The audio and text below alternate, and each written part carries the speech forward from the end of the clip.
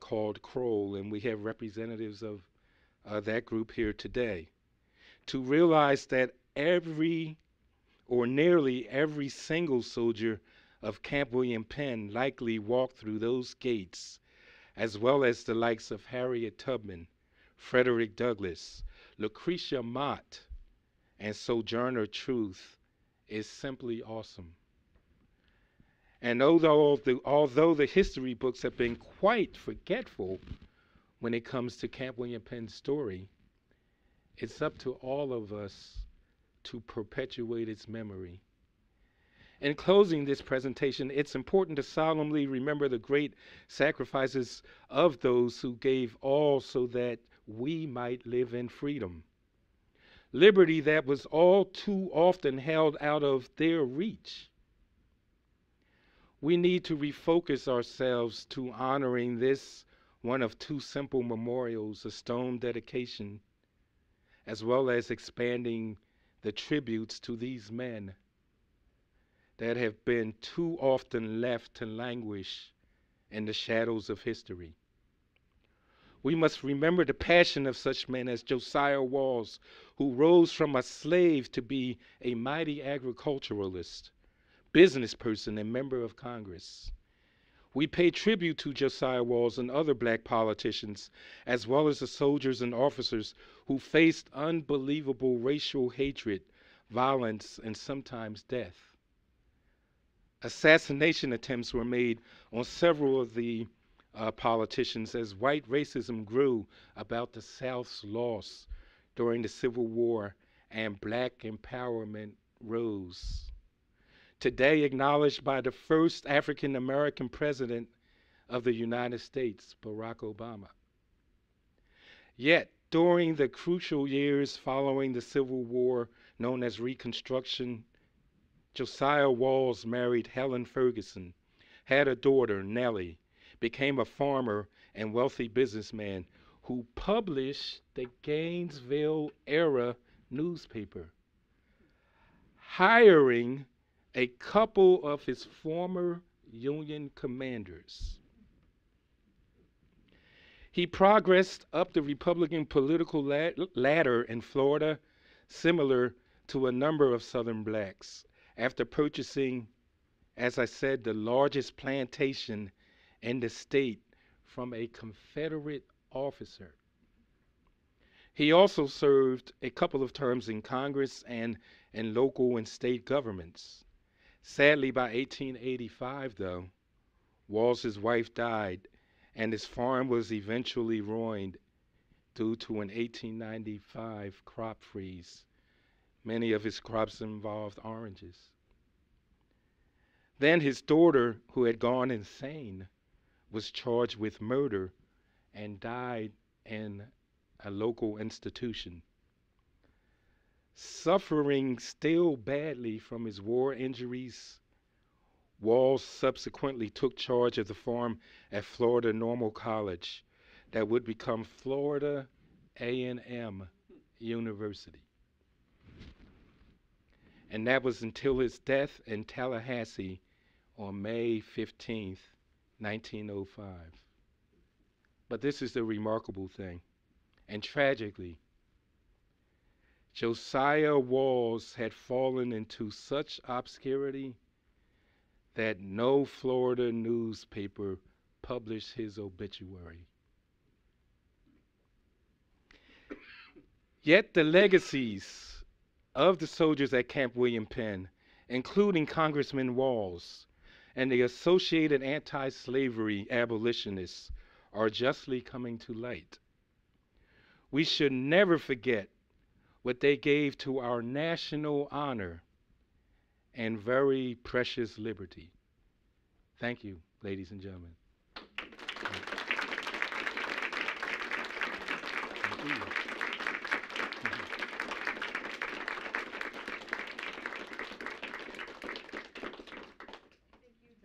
Don, what wonderful and powerful stories of courage and sacrifice. Thank you so much for sharing them with us. And we do have questions from our audience, but we want to begin with John Sider. John is with Pennsylvania Civil War 150 big anniversary, John, and we'd like you to tell us about that and particularly about the roadshow. Tracy, thank you very much. The Pennsylvania Civil War 150 is actually a consortium of organizations throughout the Commonwealth of Pennsylvania that have been working very hard the past 6 years to find ways to commemorate and remember the 150th anniversary of the American Civil War. And we're doing that in several very distinct, very important ways, I think. And one of those is through the Civil War Roadshow, which is a 53-foot long tractor trailer that expands into a 1,000-square-foot exhibit. And there's major elements. We're trying to tell different stories here, or different stories. And one of those is going along with Don's talk tonight, is there's a segment or a couple segments in the roadshow concerning Camp William Penn and the role of United States color troops.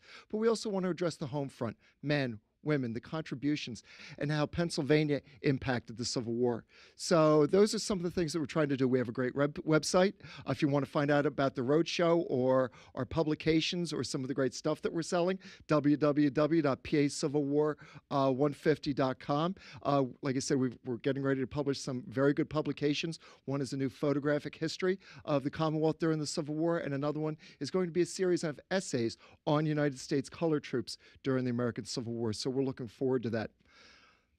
My question, Don, is actually something that you've discussed and mentioned in a lot of detail, but I think it deserves being reemphasized. In modern day America, we kind of take for granted that African American men would have chosen to fight during the American Civil War. But when we think about their suffering, when we see about what a lot of the negative response was, what we saw what for their potential for suffering, being wounded, there wasn't really a light at the end of the tunnel. Could you really give us a real good outline or talk to us a little bit more about what made these men fight?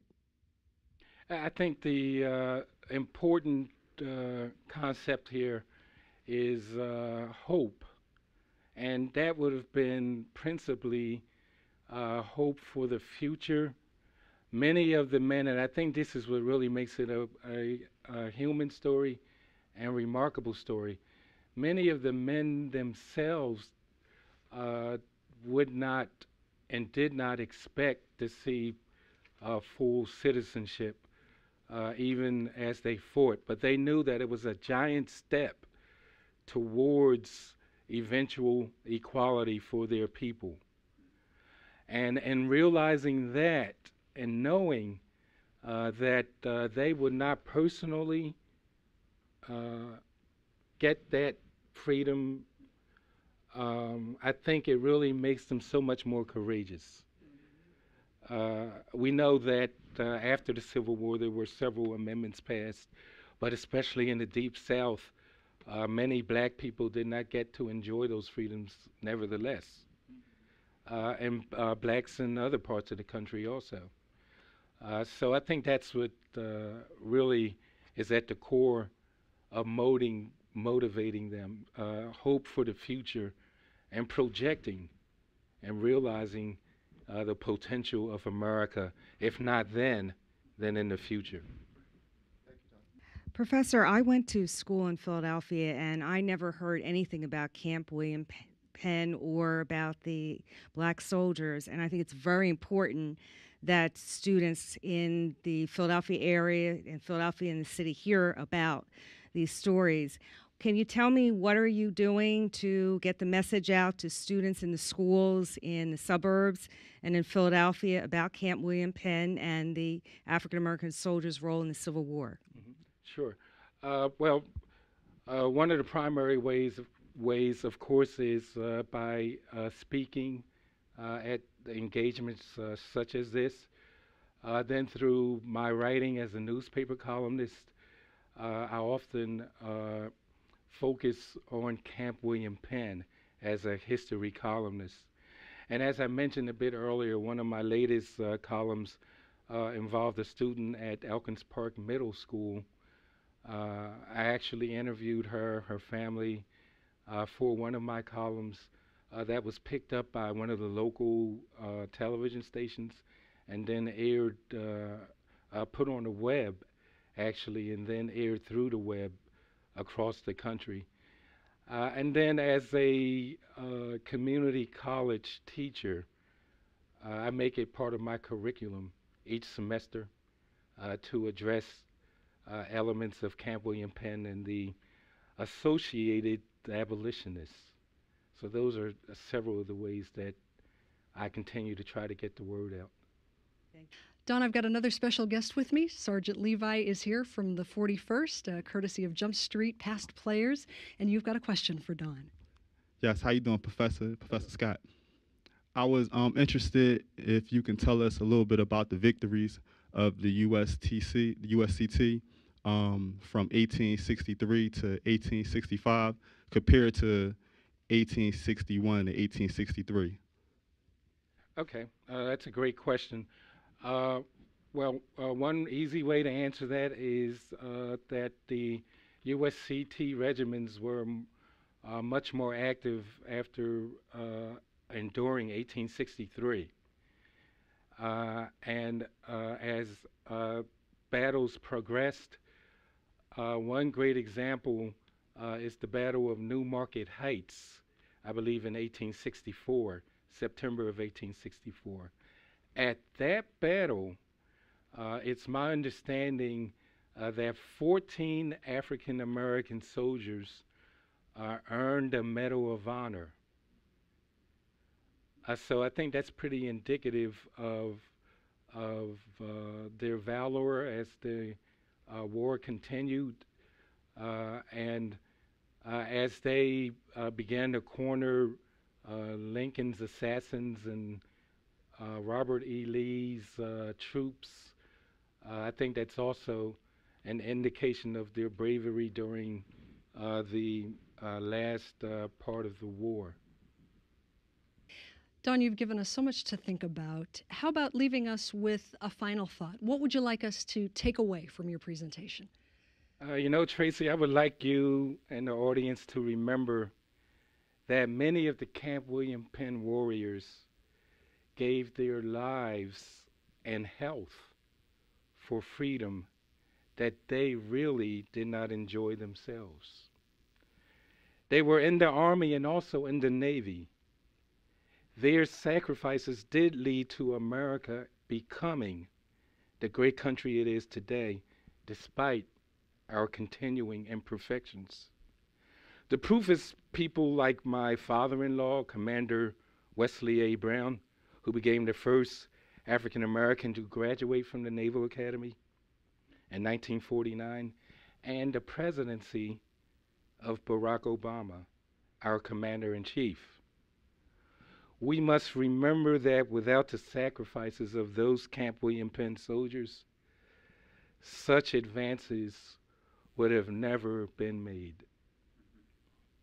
Don, thank you again for sharing this very, very important piece of not just African American history, but American history with us. We have learned much from you, and we thank you for that. We also want to thank our wonderful audience for asking some terrific questions that helped us to learn a little bit more about Camp William Penn. And of course, we want to thank the National Archives for hosting us for such a wonderful event and a tremendous learning opportunity.